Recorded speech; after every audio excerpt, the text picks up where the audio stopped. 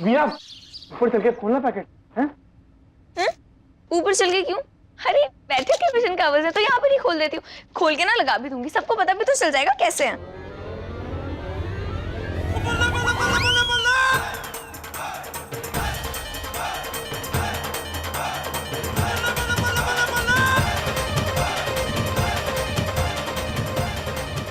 हाय रब्बा, किसके वास्ते हैं ये कपड़े?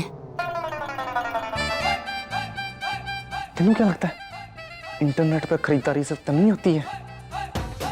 बोल रहा था ऊपर चल के खोल।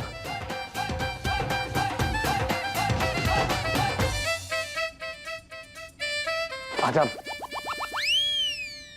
समझी तू? ऐसे कपड़े किसके वास्ते आए हैं? ऐसी बेशर्मी। देखा तूने? तेरी बहू तेरे मुंडे नू किस तरह से बिगाड़ रही है।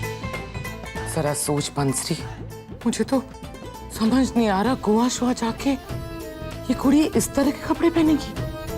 हाय रब्बा, 100 लोगों के सामने ऐसे अध कपड़े पहन के घूमेगी वो? हाय रब्बा, मुझे तो सोच के ही चक्कर आ रहे हैं। अब जरा सोच, इस कुड़ी को तेरे बेटे की जिंदगी से किस तरह से निकालना है। छी छी छी छी, ये किस तरह की बहू ले आई तू अपने वास्ते? हाय रब्बा, मुझे तो बड़ा अफसोस हो रहा है तेरे लिए। तेरी बहू सर पे पल्ला तो रखती नहीं है, उस पर ऐसी हरकतें।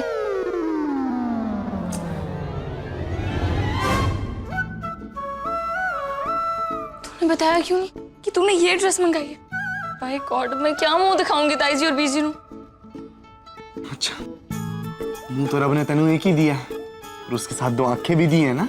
हैं? आंखों से देख नहीं सकती थी पर्ची जो पार्सल पर लगी हुई थी कि इसमें क्या है क्या नहीं है।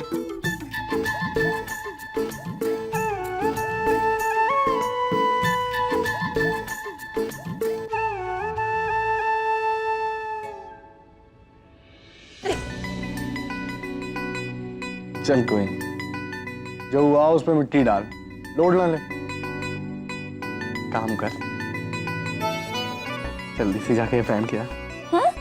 ये ड्रेस मैं यहाँ पहनूं? दिमाग खराब हो गया तेरा बलदेव। तेरे को पता है ना कि ताई जी और बीजी नू ऐसे कपड़े नहीं पसंद। ले, वो अखबार में जो गोवा का विज्ञापन देख देख के तू खुश हो रही थी ना, उसमें ना उस कुड़ी ने भी ऐसे ही कपड़े पहने थे और बहुत सही लग रही थी।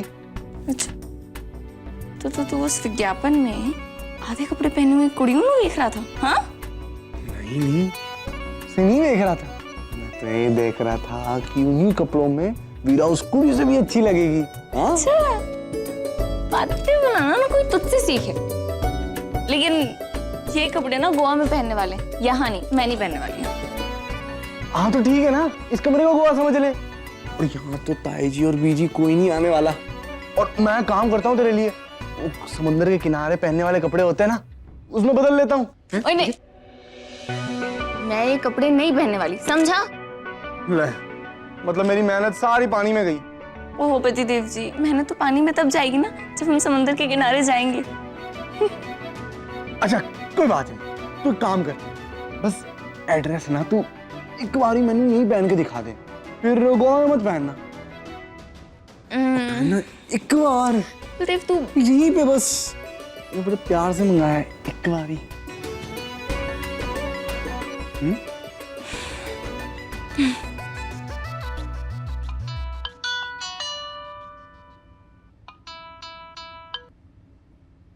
हाँ चाय जी। हाँ पुत्र, तू और बलदेव जल्दी आ जा, मेरे को कुछ बात करनी है। अच्छा ठीक है, आधे घंटे में पहुंचते हैं। बलदेव छेती कर, चाय जी ने घर बुलाए। ये पकड़। अरे वीरा, पर एक बार ही तू पहन।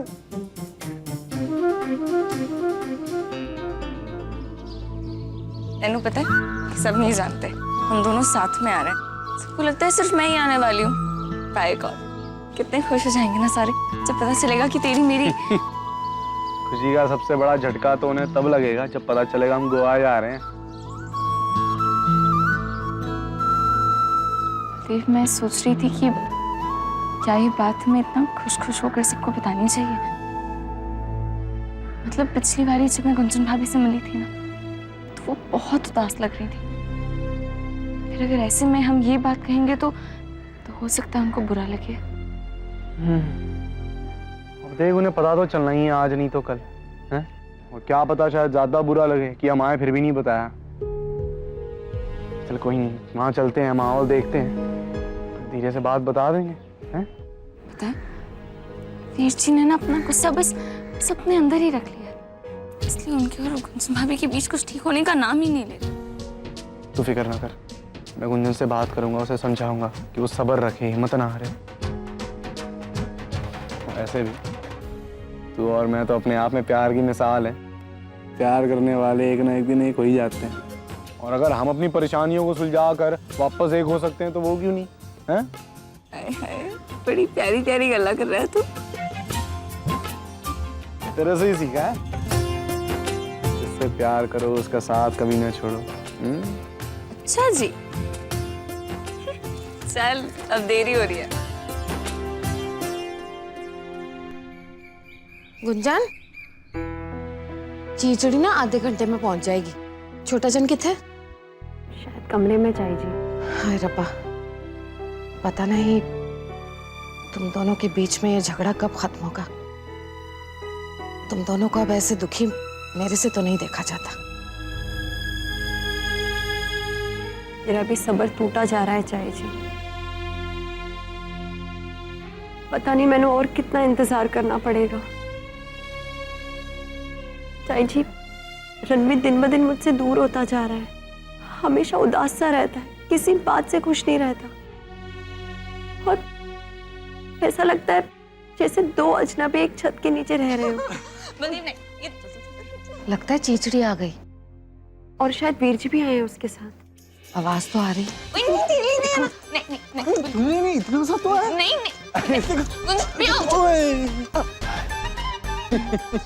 गुंजन भाभी देखो ना, ये मिठाई मैं आपके लिए लाई हूँ और बलदेव है कि अभी खाना शुरू कर दिया इसने। भाई गुंजन, अपनी ननद से बोल दे मेरे बारे में शिकायत करने से पहले ना ठीक से चलना सीख ले। गिरती पड़ती रहती है और फिर मैनू ही उठाना पड़ता है ना चाहिए इसे गोदी में, तो ताकत चाहिए।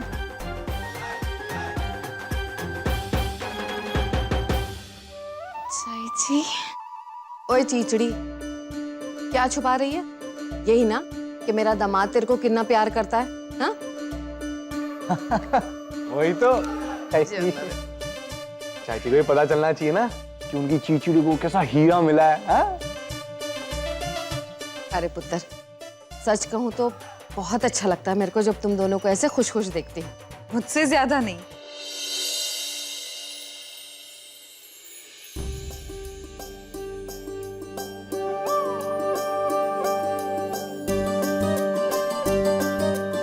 रतन,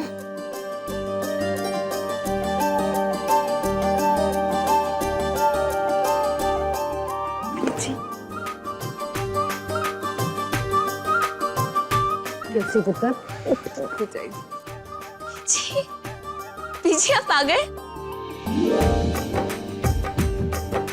पीछे इतने दिन दूर थे आप हमसे, आपको पता नहीं है कि चाची जी, मेरा मतलब बीजी। ज्यादा रे पुत्र, रब तुझ पे मेहर बनाए रखे। जी आप तो जल्दी आने का बोल कर गए थे ना, तो फिर इतने दिन क्यों लगा दिए? ओ वीरा, तू रोना बंद कर, वरना तेरी नाक बहने लगेगी फिर से। चाई जी, इन दोनों को देख के लग रहा है कि मेरी तीर्थ यात्रा सफल हो गई। माता रानी ने मेरी सुन ली।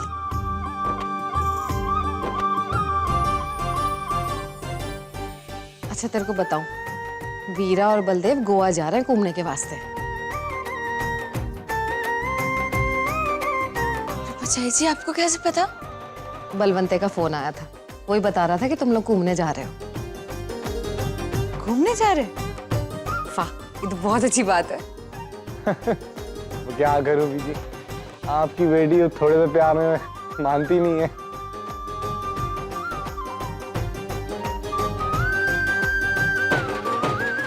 रणवी कहाँ है? पीछे कमरे में, मैं बुलाने ही जा रही नहीं थी। भाभी रुकिए,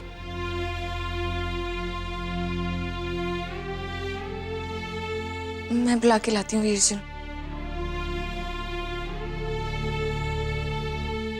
रतन पुत्र, तुम मुंह हाथ धो ले पुत्र, फिर सबके साथ बैठ के गल्ला करेंगे। चल।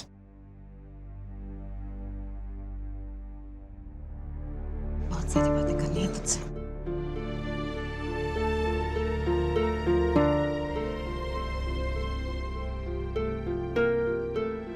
आप गोवा जा रहे हो वीर जी, खूब फोटो खींचना।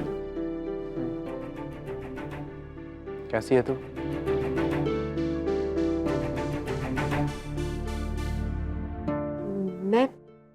मैं ठीक हूँ। अब दर्द जरा भी नहीं है। तेरे सेहत के बारे में नहीं पूछा। तेरे और अनु के बीच जो परेशानी थी उसके बारे में पूछ रहा हूँ। सब कुछ ठीक हुआ? चल।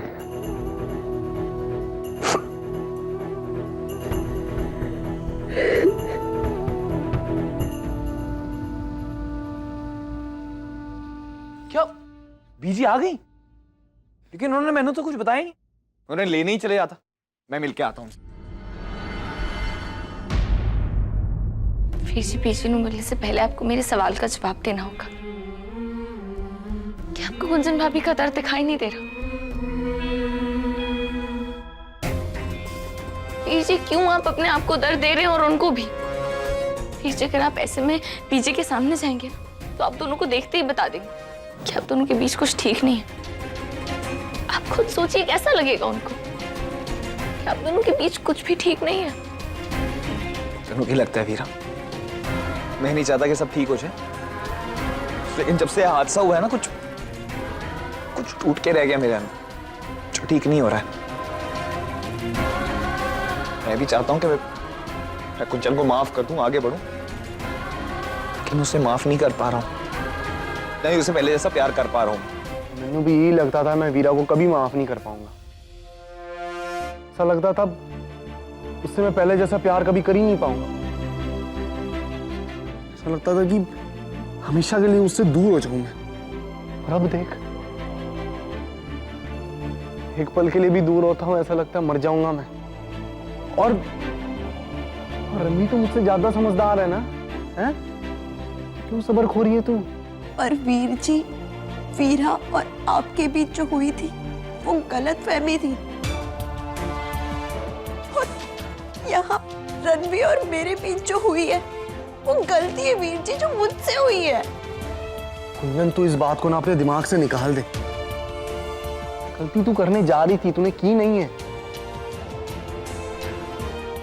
तू मां बनना चाहती थी, पर रब को कुछ और मंजूर था। ये बात समझ जाएगा एक दिन। पता नहीं वो एक दिन कब आएगा वीर जी। बहुत जल्द आएगा, बहुत जल्द आएगा। अब तो रतन बीजी भी आ गई है, सब ठीक कर देंगे। सब ठीक हो जाएगा ना वीर जी? क्या ठीक हो जाएगा वीरा? क्या ठीक हो जाएगा? तनु की लगता है कि सिर्फ गुंजन ही तरफ है। मेरा क्या हाल है ना, सिर्फ मैं ही जानता हूं।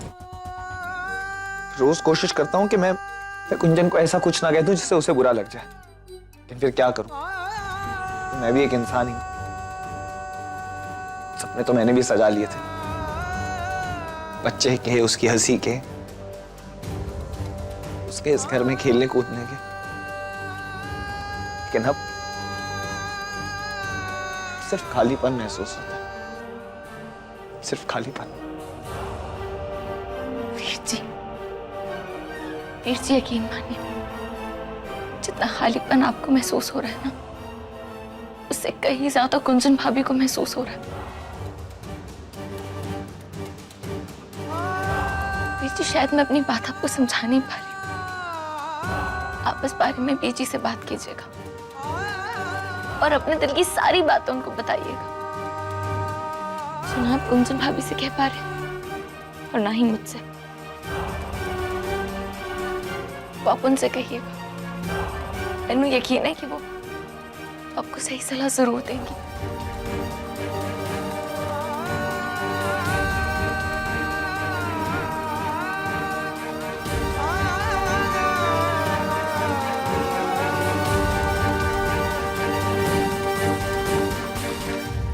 जब से आपने मैंने फोन किया था चाय जी, मैं तो बस यही सोच रही थी कि रणवीर और गुंजन इस सदमे से बाहर कैसे निकलेंगे। सोचा था इस गम में एक दूसरे का सहारा बनेंगे, लेकिन यहाँ पे तो इस हादसे ने दोनों को एक दूसरे से दूर कर दिया है। मैंने सोचा था कि तेरे को ये सब गल नहीं बताऊंगी, पर क्या करती पुत्र, यहाँ ऐसे हालात हो गए थे कि तेरे को बता के बुलाना ही पड़ा मेरे को। देखिए ना चाई जी, मैं जब यहाँ से गई थी तो मेरी बेटी उदास थी, उसके लिए मन्नत मांगने गई थी। आज वो खुश है तो आज मेरी बहू और मेरा बेटा।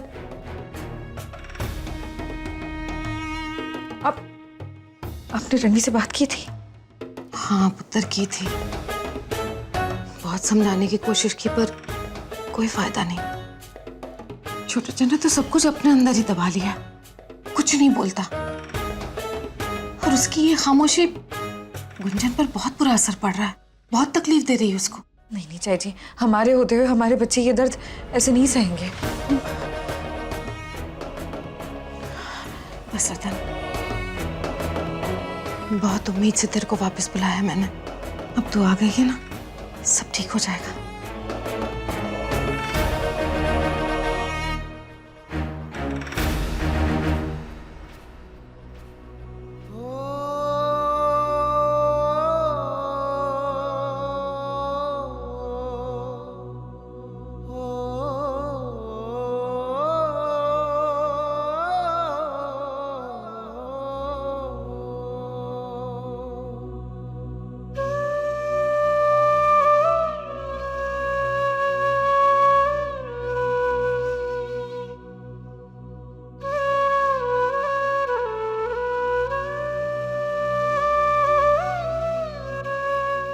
हलवा बनाया तेरे वास्ते,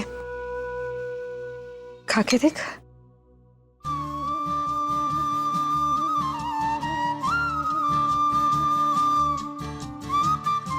बहुत याद आती थी आपके हाथ के बने हलवे की।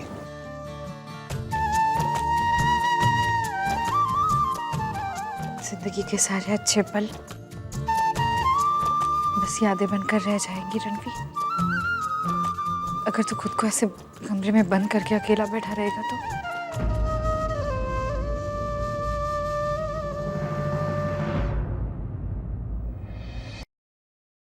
और क्या क्या बताया उसने, और कितनी गलतियां की है मैंने,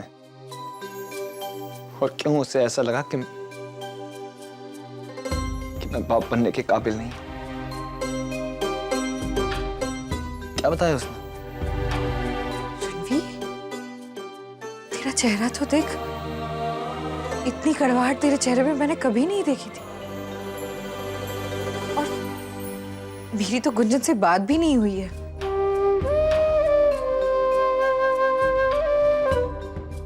मैंने जो कुछ भी बताया चाई जी ने बताया।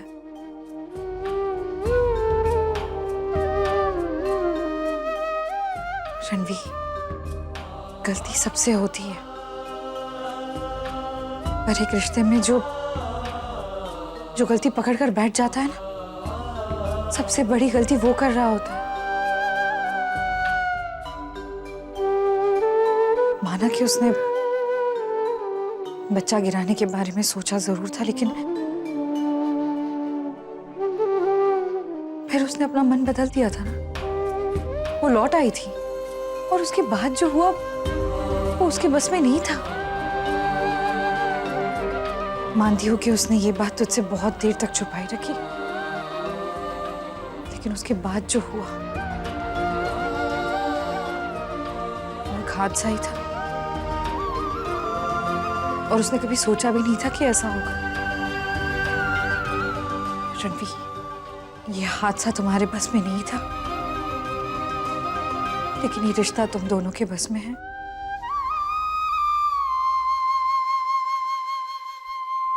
कहीं ऐसा ना हो जाए कि रिश्ते की ये रेत तेरी उंगलियों के बीच से फिसल जाए और तू अपने खाली हाथ को देखते यही सोचता रहे कि रिश्ता गया तो कहाँ गया। रणवीर, वो गलती मत कर। जो मैंने तेरे पापा जी के साथ की थी।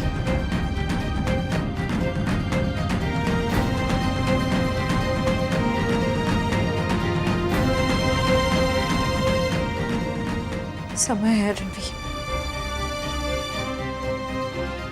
अपने रिश्ते को समेट ले, वरना पूरी उम्र सिवाय अफसोस के और कुछ नहीं रहे।